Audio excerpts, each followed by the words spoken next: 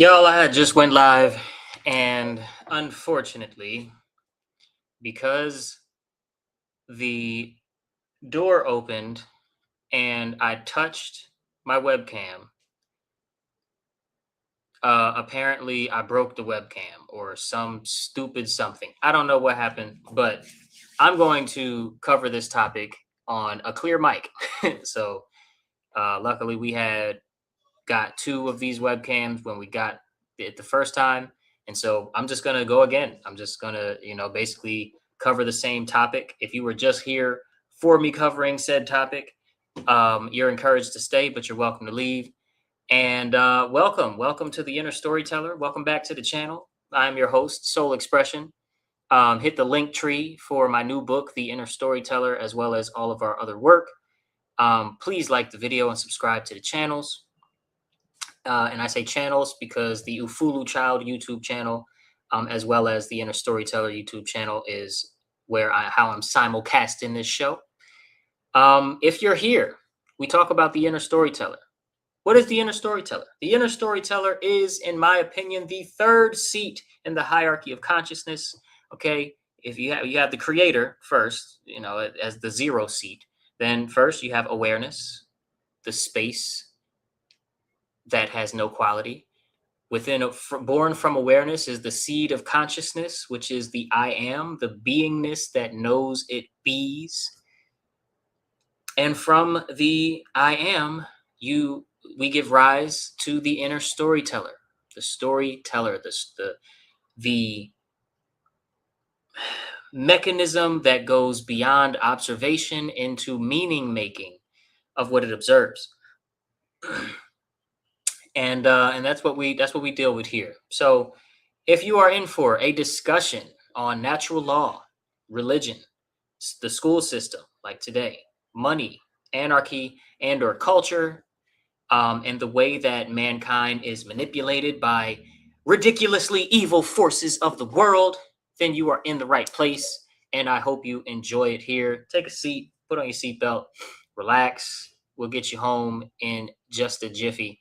Also, we are not bashing faith systems here, even though I will probably touch on how much of a role religion and organized religion plays in every episode in the manipulation of the masses. We are not bashing faith systems, and we are not calling anybody stupid for having faith systems on this YouTube channel. We are simply examining the psychological affects and effects that the stories we live our lives by have on society, while also re-examining the current human condition, which is the condition of slavery.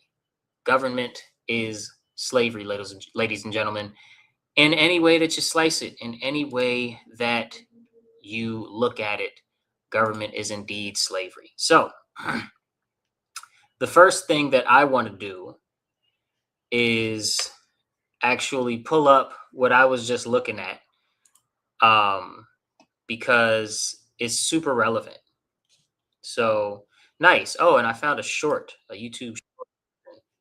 So we're just gonna dive right in. Let me share my screen and then add it to the stage. You gotta go back to StreamYard to add it to the stage. Here we go.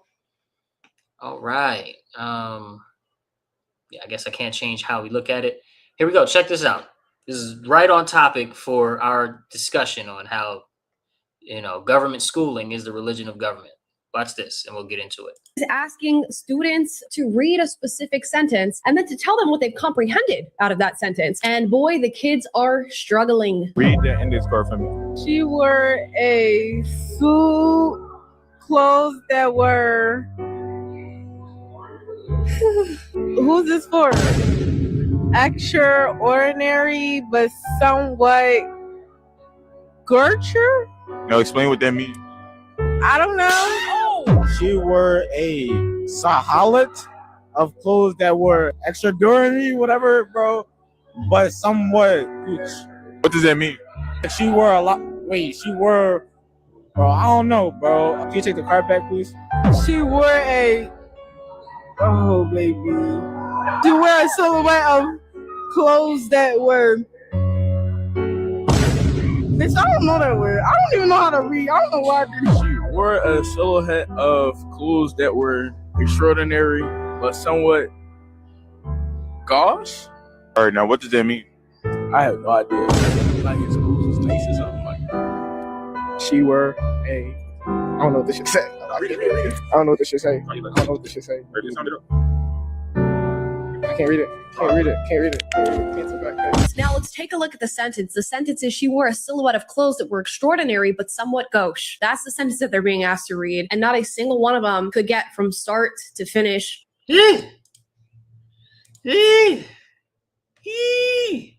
Not a single one. Not a single one. And he's also made other videos with other sentences that have one or two sophisticated words. And extraordinary does not count as a sophisticated word. Silhouette, you get a half a pass for. Gosh, you get a pass for. That's fine. Gosh. But not knowing extraordinary is pretty bad. And then not being able to, off of context clues, the one guy that actually read the sentence all the way through. But then he said, now tell me what that means. And he said, I have no idea. It's like, bro, like how bad does it have to get before we can acknowledge the truth? Let's get into it. Well, we don't think, ladies and gentlemen, we do not exercise the brain muscle. We do not exercise discernment, and we do not exercise our ability to expand our mental capacity. For some reason, we don't take it upon ourselves to master the art of thinking. We don't have focus, right? TikTok brain, drugged up on antidepressants and or over the counters and or hard drugs, illegal drugs. And then our food, our water, our air is all poisoned. We have all of these factors working against us, and we are not fighting in any real meaningful sense against the larger systems that birth them, that birth the situation, the circumstance, the human condition of slavery, current human condition of slavery. And that is because behind all of it is religion. Okay? And now I'm not making a claim that your favorite organized religion is the organization behind all of these decisions. No, it's not what I'm saying. I'm saying, well, first of all, what is religion? Religion is defined in my work and on this channel, and what I believe is the real true definition of the word, as any belief system that has the potential to steer you away from or tie you away from truth. Religion comes from the Latin root religare. Religare means to tie back, to thwart from forward progress. Basically, that which ties you to, beliefs that are not truth aligned, that do not stand up to logic and testing and proof. Anything like that is religion. So therefore, the belief in government is religion. The belief that government is legitimate, right? That's a religion, and it has its own rituals and all of these things that 99% of the population of the whole world engages in. The religion of going to eat unhealthy fast food all the time, that's a religion, right? The religion of telling yourself that these behaviors are okay to just do. To know better and not do better, you have to form a religion around that for yourself and adhere to it.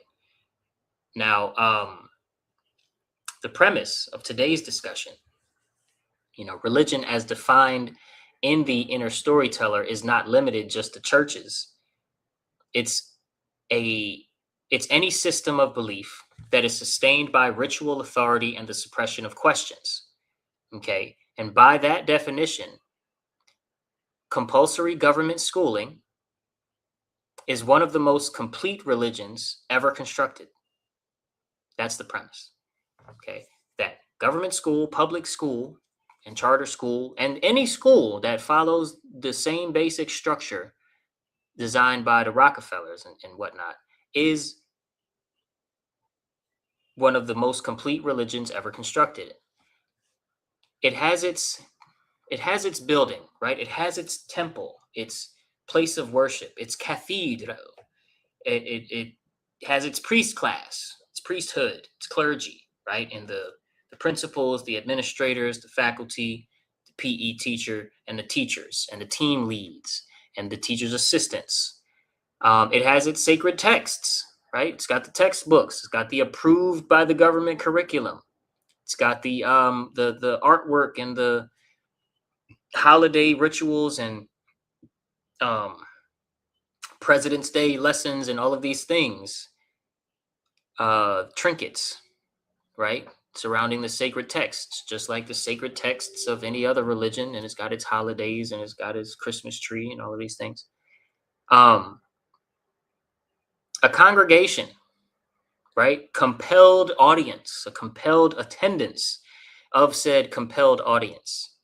And it has excommunication and truancy laws. It's got its expulsion and disciplinary, structures. On top of that, it is common knowledge, as I mentioned before, that the modern school system was deliberately designed to produce a compliant workforce, aka a compliant slave class, and a class of consumers, people who just overconsume all the time, whether it's content or shopping for goods and services. The school system was deliberately shaped and formed to not produce thinkers, to not produce a class of people that will innovate and work together and sacrifice and care enough to actually leave the world in a better place than when they were born. This knowledge is very widespread, by the way. It's not new under the sun information, right? Everybody knows the schools are making the kids dumber. Everybody knows the Rockefellers are behind the textbooks and the design and the way that it feels like a factory, like a factory worker factory, a prison inmate factory, right? It kicks out the inmates and it kicks out the factory workers and it kicks out the the CPAs and the educators, the people that just stay in the school system for their whole life. They just, they go from student to educator, back to student, back to educator for their whole life. Shout out to all the teachers and professors, by the way. Some very good ones that I know. These schools are known to be designed to harm. We know that the harm is actually manifest in the world and that there are real world fruits from the harm caused by the school system as it is designed. And yet the school desks, the seats in the schools are still full. Your kids still go there. That might be a bit of an issue if we are saying that we're working towards a world where we do care about the educational outcomes and intelligence outcomes and moral outcomes of our children. Like this, the moral state of the future aggregate of humanity, right? And the future of humanity is our kids. So if we care about that, then the fact that we know the schools are causing harm and yet they're still full of students, they're still full of our own children, there's a disconnect somewhere. Let's explore it. That gap between knowing and acting is the very apathy that the system was designed to produce. Now, what is the definition of apathy? Let's take a look. What does Google have to say about apathy? Okay, let's look together. Apathy is a state of indifference characterized by a significant lack of motivation, interest, emotion, or concern regarding daily activities, relationships, and goals. Here we go. Finally got it pulled up for y'all. Again, apathy is a state of indifference characterized by a significant lack of motivation, interest, emotion, or concern regarding daily activities, relationships, and goals. It is a recognized neuropsychiatric syndrome, often linked to underlying neurological conditions like Alzheimer's, Parkinson's, or depression, rather than mere laziness. Okay? Some symptoms: lack of goal-directed activity, diminished, I'm down here, by the way. Lack of goal-directed activity, diminished emotional expression, feeling numb, reduced social interaction, and trouble initiating daily tasks.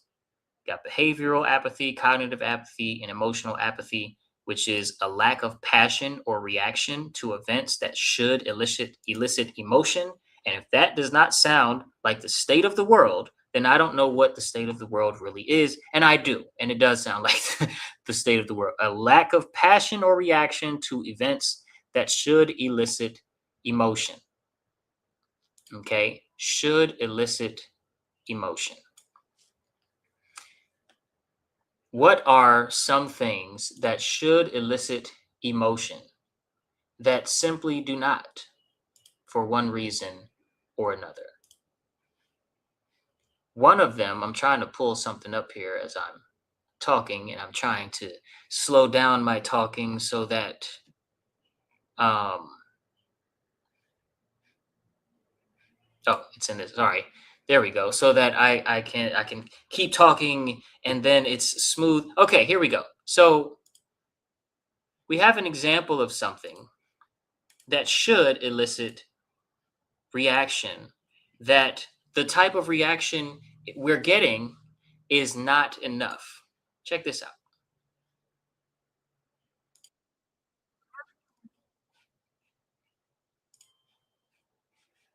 Add to the stage. There we go. Disturb you. If you believe that God's people did this to fulfill something, goodness won. When you look at Gaza, that's a real estate deal being done by very evil people. And I believe they're going to be cursed. I believe they are cursed, actually. Those are not, God's people didn't do that. Don't even think about it. You don't got to know anything other than how you feel when you look at that. When you consider that there are children that are buried beneath that rubble, that is all you need to know. That if this does not spiritually disturb you, if you believe that God's people did this to fulfill something, goodness won. When you look at God. Yeah, man. That ain't it, right? God's people did not do that. And the fact is, we as a collective, okay, are being tested for how we are going to react to blatant crimes against humanity that involve children in 4K being brutally murdered over and over and over again by the tens of thousands. Okay, on top of all of the knowledge of all of the other war crimes and things going on all around the world all of the time, always being committed by the government, right? Death by government is the leading cause of death in the world, and it always has been. If you are able to stretch the definition of government to mean basically the ruling class, right? Because monarchy, you wouldn't call a king the government necessarily, but we do in this broad, sweeping statement that I just raised that I believe is true. Government kills more than everybody else, especially if you take into consideration the ties between the governments of the world and the medicinal, institutions and apparatus. Now, back to my notes here. This knowledge is all widespread, but the schools are still filled, and that gap between the knowing and the acting, the taking your kids out of these schools, is the apathy that the system was designed to produce. Blah, blah, blah.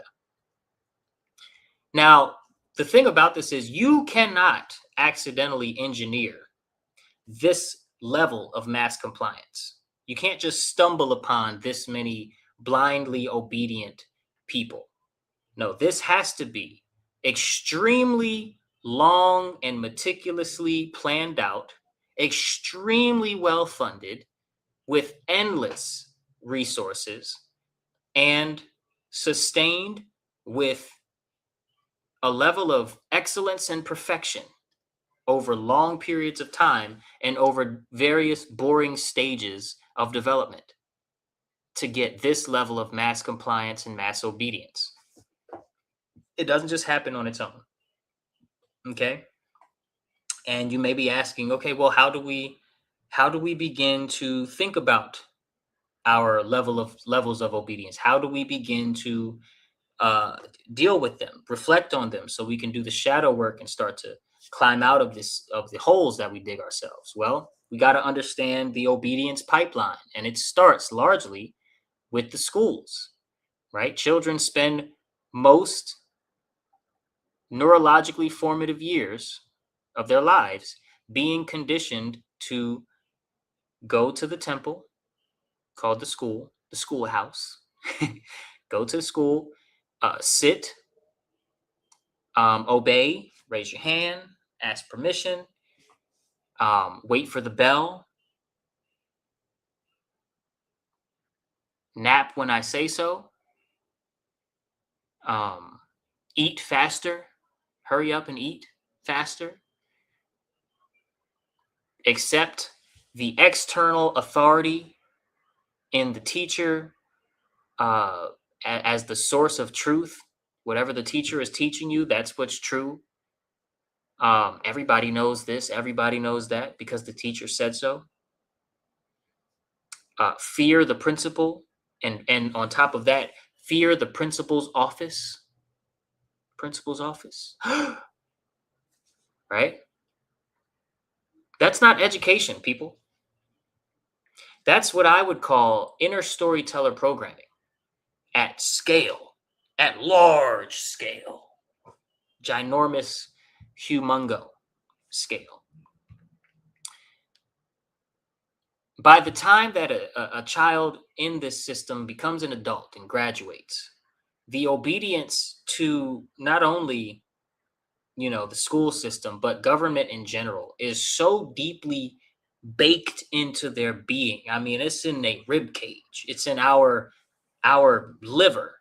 Okay, this conformity bias to be obedient to the authority figures in our lives, that the lived obedience doesn't need much enforcement. Right? Once you reach a certain age, you're pretty automatically obedient to these systems, especially in your words in public. Right? But you'll see, following this channel, I might do some IRL street interview content where I'm talking to people. You'll see how I talk to people about the truth in public, and it's not something that a lot of people do. No disrespect, but we could stand to tell the blatant real truth out in public a lot more, especially in front of our teacher friends and our policeman friends and our institutional slave friends. Okay? Because the obedience lives inside us as if it's common sense. And here's the thing. Parents know. Okay? Parents and guardians know. The Rockefeller story, how the Rockefellers bought and constructed this design for the school system to produce factory workers and prisoners, people that are used to the prison system and just working for the enrichment of the Rockefeller family and other families like it. 1 second, sorry. There we go. My hair felt weird. just for their betterment, pardon me, their advantage, their godhood, lowercase g, um, evil, stance of them basically trying to stand above humanity. We know already. We've known for years. Some of us, we've known for decades, multiple decades, that the Rockefellers and just evil forces in general designed these schools, and yet the kids still are there Monday morning, every day. Don't miss your bus. Eat your breakfast. Don't forget your lunch bag. Tie your shoe. The point is, that's not just ignorance, right? It's not true ignorance. It's not nescience. It's not ignorance by way of information is completely unavailable, right? Ignorance can be fixed with information, but apathy cannot simply be fixed with information. You can't just hear the truth and because apathy is developed over time, and it's a mind, body, spirit condition, whereas ignorance is a mind condition. It's a mental condition. Apathy is mind, body, spirit, right? It's something that's hard to let go of without extreme inner work and time, sacrifice, paying the attention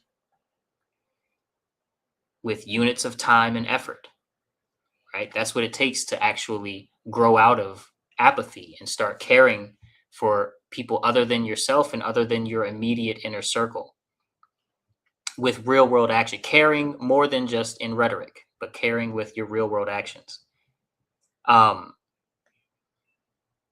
Also, apathy cannot just be fixed with information easily, because the inner storyteller has already filed the information under that's interesting, but I can't do anything about it, right? What can you do?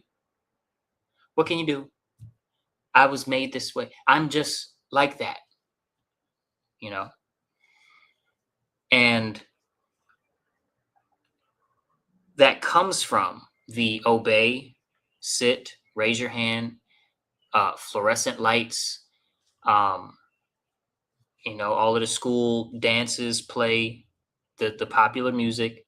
The textbooks are full of lies by omission and half truths, and the holidays and the LGBT, and all of the crazy recent stuff, like the LGBTQ agendas playing out in our school systems. Like, just everything comes together in these places of worship, in these places of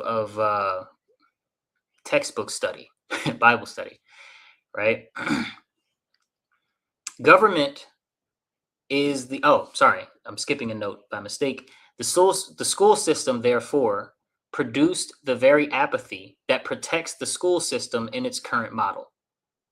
So it's a closed loop, right? You go through the school, you learn the obedience ritual, you go through all the obedience rituals, you come out of school and graduate a completely apathetic person that is conditioned to respect the authority, and you defend the authority that continues to expand and perfect that model of schooling, and it loops back around until the next person goes through and does the same thing, and when they're an adult, defends the school system themselves. Closed loop. Very unfortunate.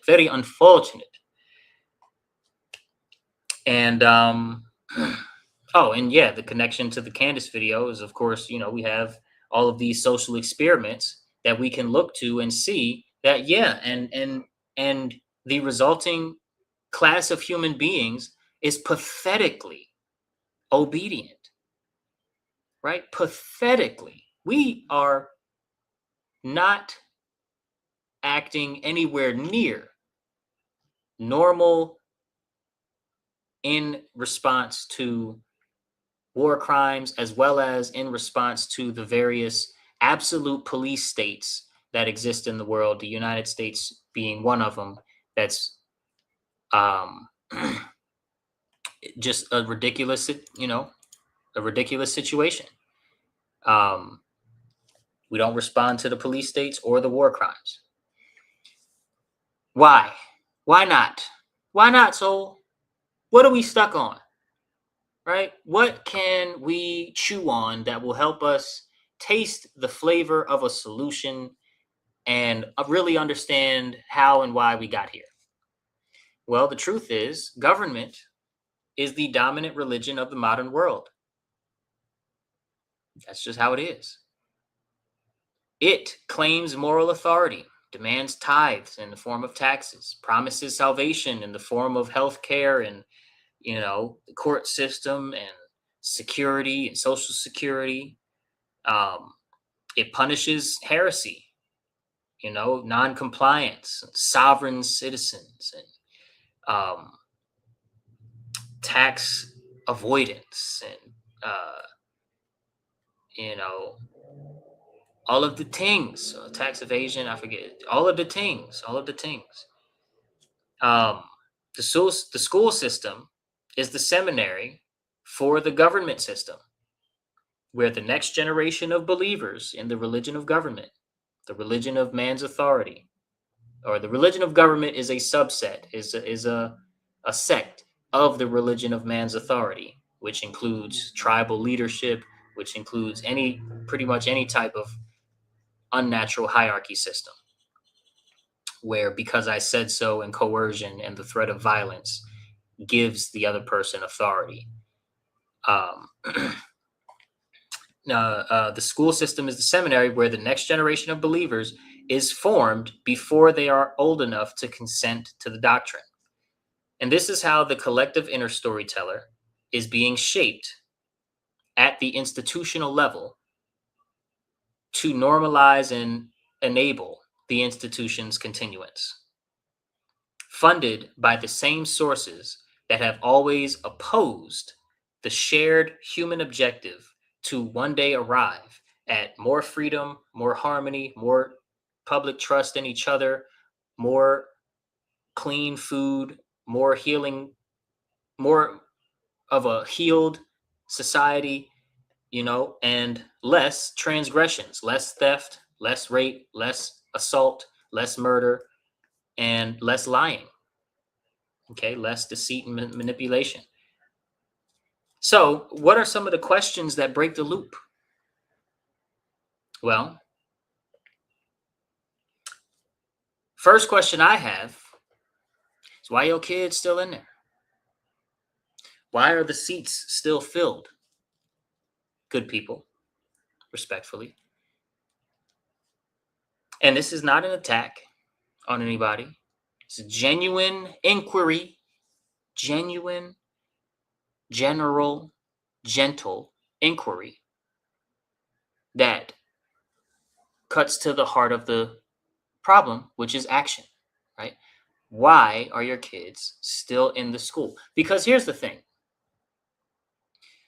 You're not going to convince Congress and convince your city and state lawmakers and convince the school board and the trustees to change the system, to stop being focused on producing a working class that will serve the elite. You're not going to do that. And since you're not going to do that, the course of action that comes after trying to go through the front door, so to speak, right? Trying to use the official channels, the established channels of the government to say, hey, we have concerns here. Hey, we have problems here. Hey, this kid died.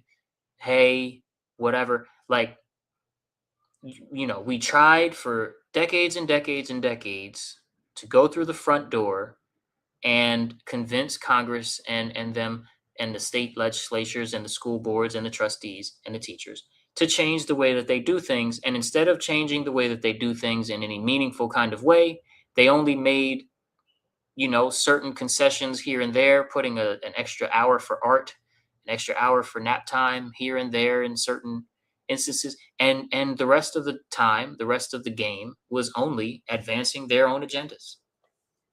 So the only action to take after a while is to take your kids out of there.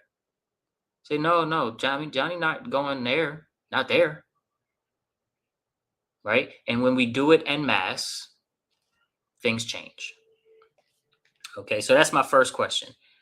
Another good question is, what story is running underneath the knowing that it's designed to harm and that the harm is happening? Kids are getting dumber. Society is becoming more chaotic and less free and more immoral, right?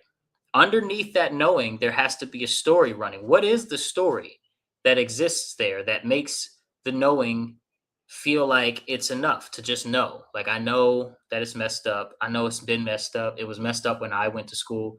I know that already. So, that's enough. Since I know, I don't have to do, right? Like, knowing better, I don't have to do better. What is the story that we're telling ourselves in the grand scheme of things, right? That results in us normalizing this behavior. I got some comments here. The programming is real. Trauma begets trauma. It's a closed loop. But good thing we have unschoolers and teachers branching out. Yes, good thing we have people pulling their kids up out of there. And then for mamas I have spoken with, often a lack of awareness of options. They can afford tuition for the high quality. Options they can afford. Tuition for the high quality forest and farm unschooling and things. They don't really have capacity to work. And don't have capacity to work and homeschool at the same time successfully. Right. And that notion, that whole game, and I'm going to call it a game respectfully, about, well, I can't work and homeschool.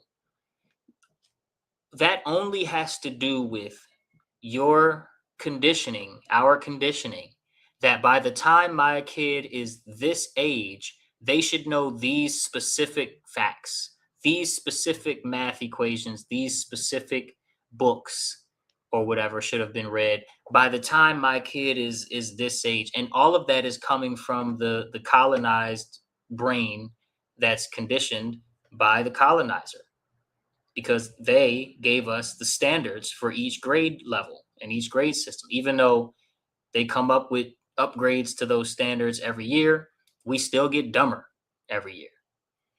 And so, homeschooling is not about keeping up with the standards that the colonizer gave us. It's about educating your child on what they need to get good at, what their natural talents are, what their interests are, and then at least enough that they can manage a household or co-manage a household with a husband or wife later in life.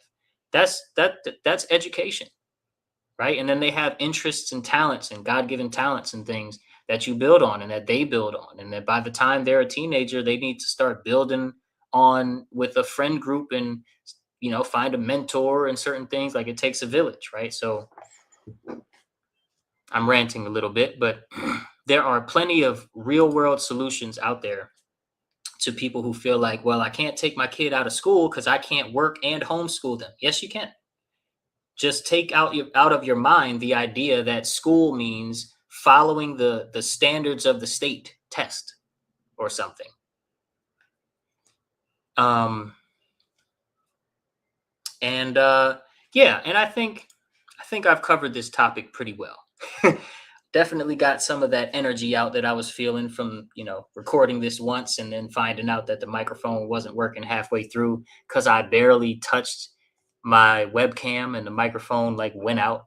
But anyway, I appreciate you guys. I appreciate comments and I appreciate your time. Please do not forget to like the video and subscribe to the channels. It's your humble host, Soul Expression, feeling really, really good. What's this? Right. Starting with 1 day a week at a community farm is an option. We're volunteering. If you're volunteering, you can save some money. Yeah, we know of a ranch and some farms and things that are doing great things with homestead homeschool, education, unschool, get back in nature strategies that are actually making a difference in kids' lives. It's great stuff. So, you know, again, tomorrow is Sunday, so I will not be going live tomorrow, but I will be back on Monday. And I would love to hear in the comments what you guys thought about this discussion on the school system and how government school is the religion of government. And I will see you all in the next one. Peace and love.